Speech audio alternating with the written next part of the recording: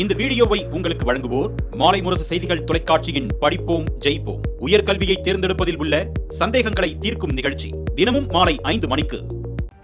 வணக்கம். மாலை முரசு செய்திகளை விரிவாக பார்ப்பதற்கு முன் தலைப்புச் செய்திகளை பார்க்கலாம். மொழி குறித்த தனது பேச்சுக்கு கமல் நிபந்தனையற்ற மன்னிப்பு கேட்ட பின்னரே மனு விசாரிக்கப்படும் என கர்நாடக உயர்நீதிமன்றம் அதிரடி. மன்னிப்பு கேட்க முடியாது என்றால் கர்நாடகாவில் படம் போட வேண்டும் என மட்டும் ஏன் நினைக்கிறீர்கள் என காட்டம்.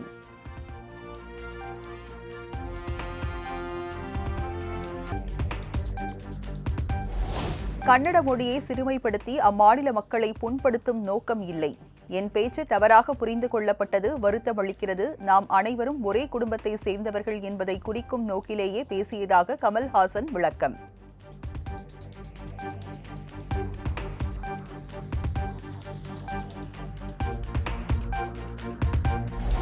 மற்றவர்களின் உணர்வுகளை புண்படுத்த யாருக்கும் உரிமை இல்லை. தக்லைஃப் பட விவகாரத்தில் கமல்ஹாசனுக்கு கர்நாடக நீதிமன்றம் கடும் கண்டனம்.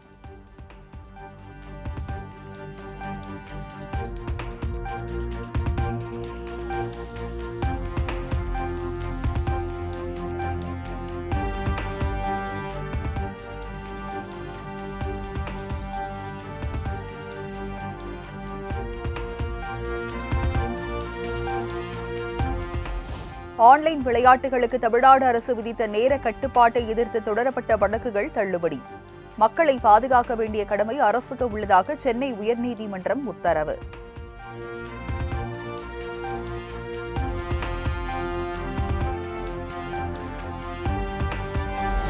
சென்னை மெரினா கடற்கரையில் உள்ள அண்ணா கருணாநிதி நினைவிடங்களில் முதலமைச்சர் மு.க.ஸ்டாலின் மலர் தூவி மரியாதை. அமைச்சர்கள், திமுக எம்பி, எம்எல்ஏக்களும் மரியாதை செலுத்தினர்.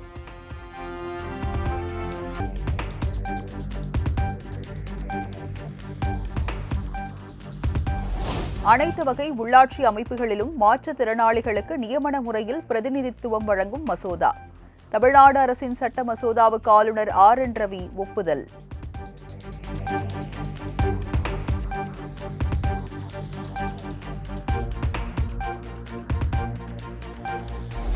நீதிமன்றத்தை தமிழ்நாடு அரசு நாடிவிடும் என்ற அச்சத்தில் மசோதாக்களுக்கு ஆளுநர் ஒப்புதல் அளித்திருக்கலாம்.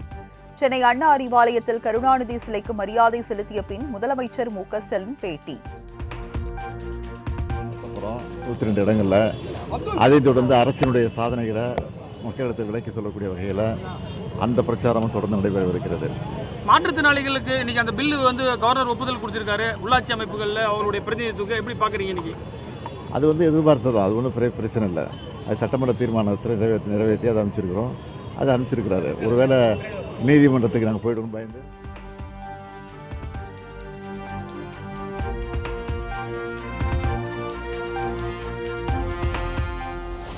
முன்னாள் முதலமைச்சர் கருணாநிதியின் 102வது பிறந்தநாள் விழா கொண்டாட்டம். சென்னை கோடம்பாக்கத்தில் உள்ள முரசொலி நாளிதழ் அலுவலகத்தில் அவரது திருவுருவப் படத்திற்கு முதலமைச்சர் மு.க.ஸ்டாலின் மரியாதை.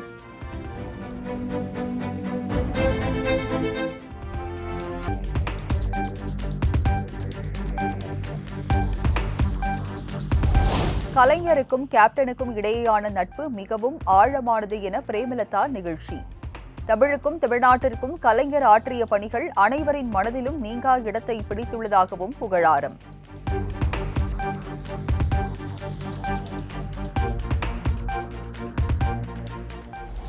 அண்ணா பல்கலைக்கழக மாணவி பாலியல் வன்கொடுமை வழக்கில் பல விடை தெரியாத விஷயங்கள் இருப்பதாக அண்ணாமலை அடுக்கடுக்காக கேள்வி.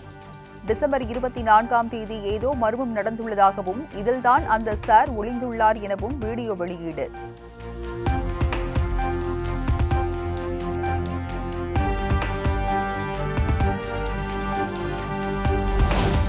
தமிழகத்தில் சட்டம் ஒழுங்கு அதால பாதாளத்தில் விழுந்துவிட்டதாக பாமக தலைவர் அன்புமணி குற்றச்சாட்டு. மாய உலகில் வாழாமல் மக்களுக்கு பாதுகாப்பு வழங்க மு.க.ஸ்டாலின் நடவடிக்கை எடுக்க வேண்டும் என வலியுறுத்தல்.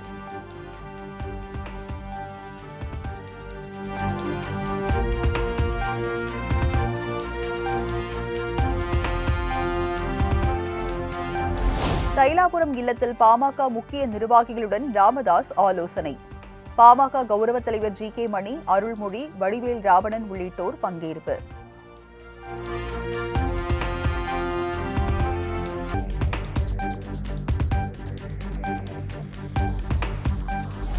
அன்புமணி கூட்டத்தில் பங்கேற்ற பாமக பொதுச் செயலாளர் வடிவேல் ராவணன் மீண்டும் ராமதாஸ் பக்கம் சாய்ந்தார். இதுக்கு மேல் இங்கேதான் இருப்பேன் என தைலாபுரம் தோட்டத்தில் திட்டவட்டம்.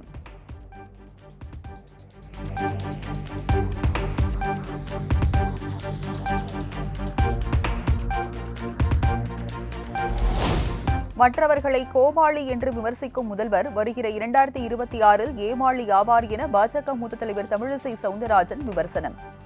ஆட்சியே தலைகீழாக நடக்கும் போது அமைச்சர் தலைகீழாக கொடியேற்றியதில் ஆச்சரியம் இல்லை எனவும் சாடல்.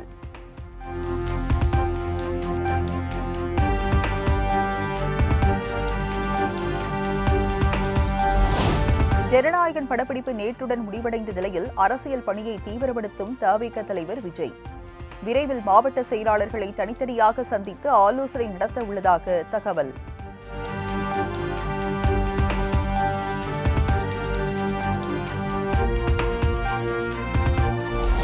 பொதுத் தேர்வுகளில் அதிக மதிப்பெண் பெற்ற மாணவர்களுக்கான கல்வி விருது விழா மாமல்லபுரத்தில் நடைபெறும் 2ஆம் கட்ட விழாவில் மாணவர்களுக்கு விருது வழங்கி கௌரவிக்கிறார் தவிக தலைவர் விஜய்.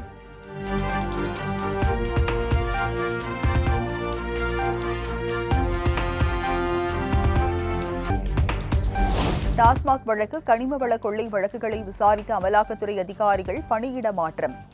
சென்னை மண்டல அமலாக்கத்துறை இணை இயக்குநர் பியூஷ்குமார் மற்றும் துணை இயக்குநர் கார்த்திக் தசாரி மாற்றப்பட்டனர்.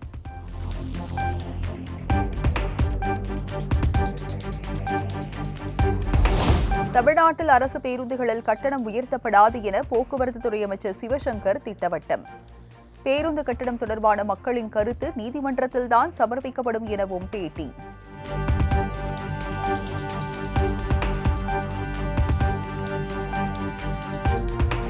கன்னியாகுமரியில் தடுப்பணையில் தவறி விழுந்த இருவரை காப்பாற்றி நீரில் மூழ்கி உயிரிழந்தவரின் குடும்பத்திற்கு 10 லட்சம் நிவாரணம். முதலமைச்சர் மு.க. ஸ்டாலின் உத்தரவு.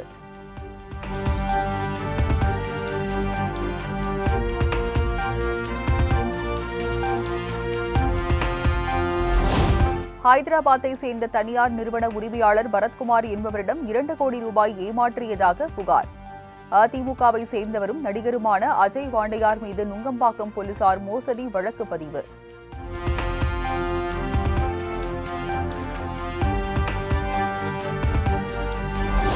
சென்னை வண்ணாரப்பேட்டையில் 2 ராட்வீலர் நாய்கள் தாக்கியதில் ஆட்டோ ஓட்டுநர் படுகாயம்.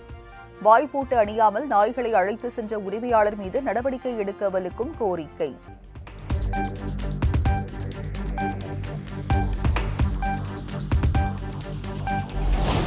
திருப்பத்தூர் வாணியம்பாடியில் 2023ஆம் ஆண்டு பல் மருத்துவமனையில் சிகிச்சை பெற்ற 8 பேர் மூளை தொற்றால் உயிரிழந்த விவகாரம்.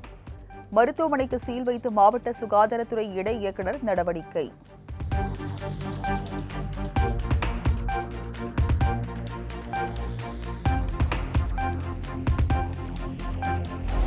தென்காசி மாவட்டம் வேட்டைக்காரன் குளத்தில் அரசு தொடக்கப்பள்ளி கட்டிட கான்கிரீட் மேற்கூரை பூச்சி இடிந்து விழுந்ததில் பரபரப்பு. சிதலமடைந்த கட்டிடத்தை உடனடியாக சீரமைக்க பெற்றோர்கள் கோரிக்கை.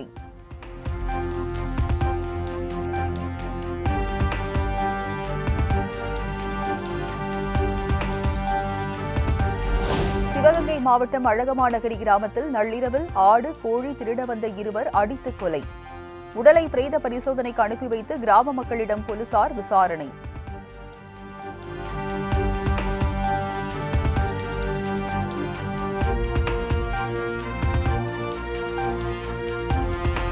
சென்னையில் ஆபர தங்கத்தின் விலை சவரனுக்கு 160 ரூபாய் உயர்ந்து 72,640க்கு விற்பனை.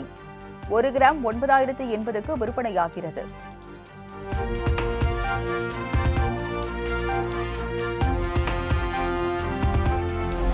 லியோ படத்தில் நடன கலைஞர்களுக்கு சம்பளம் வழங்காமல் தினேஷ் மாஸ்டர் 35 லட்சம் ரூபாய் முறைகேடு. கல்யாண் மாஸ்டர் பரபரப்பு குற்றச்சாட்டு.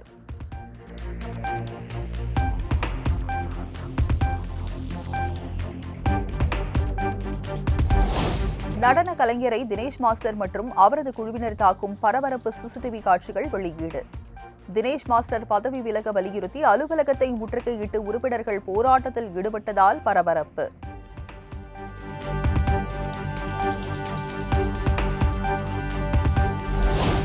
சேலம் மாவட்டம் வாழப்பாடி அருகே குடும்ப தகராறில் மருமகள் மற்றும் பேரனை நாட்டு துப்பாக்கியால் சுட்டுவிட்டு தாத்தா தலைமறைவு. காவல்துறையினர் வழக்கு பதிந்து தீவிர விசாரணை.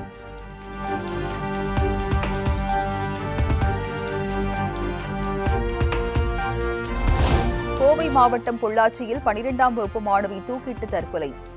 காதல் விவகாரத்தில் விபரீத முடிவு என்பது போலீசாரின் முதற்கட்ட விசாரணையில் கண்டுபிடிப்பு.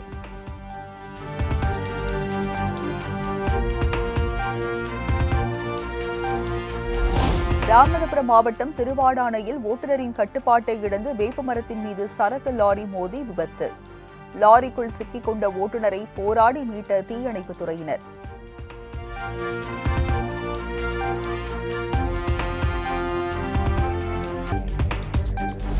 விழுப்புரம் மாவட்டம் திண்டிவனம் அருகே அடுத்தடுத்த 3 ஆம்னி பேருந்துகள் மோதி விபத்து. 10க்கும் மேற்பட்டோர் பயணிகள் காயமடைந்து மருத்துவமனையில் அனுமதி.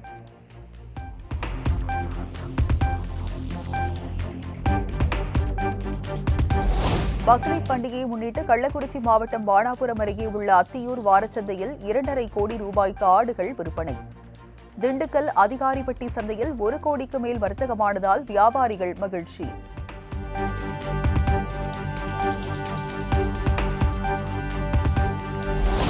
நீர்வரத்து சீரானதை அடுத்து தென்காசி மாவட்டம் குற்றாலத்தில் குளிக்க அனுமதி. அருவிகளில் சுற்றுலா பயணிகள் ஆனந்த குளியல் போட்டு உற்சாகம்.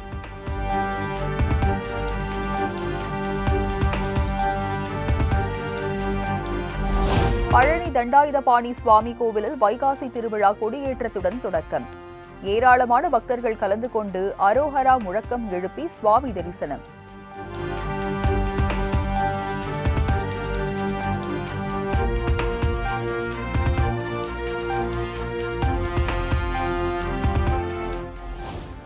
மணிப்பூரில் வெள்ளத்தால் பாதிக்கப்பட்ட பகுதிகளுக்கு அனைத்து உதவிகளையும் செய்ய மத்திய அரசு தயார். மணிப்பூர் ஆளுநர் அஜய் பல்லாவிடம் பேசிய பிரதமர் மோடி உறுதி.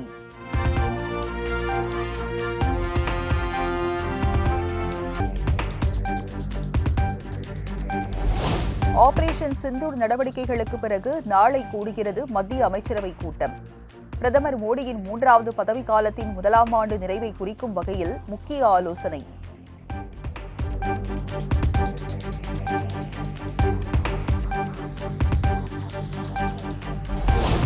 ஆபரேஷன் சிந்தூர் செயல்பாட்டில் இருந்தபோது இந்திய ராணுவத்தின் தகவல்களை பாகிஸ்தான் ISIக்கு பகிர்ந்தவர் கைது. உளவுத்துறை அளித்த தகவல்களின் அடிப்படையில் பஞ்சாப் போலீசார் நடவடிக்கை.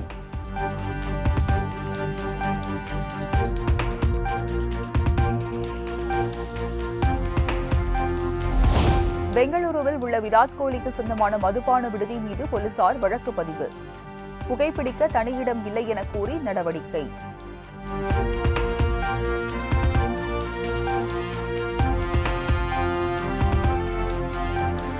18வது IPL தொடரில் கோப்பையை வென்று மகுடம் சூடப் போவது யார்? இன்று நடைபெறும் இறுதிப் போட்டியில் பஞ்சாப், பெங்களூரு அணிகள் பல பரீட்சை.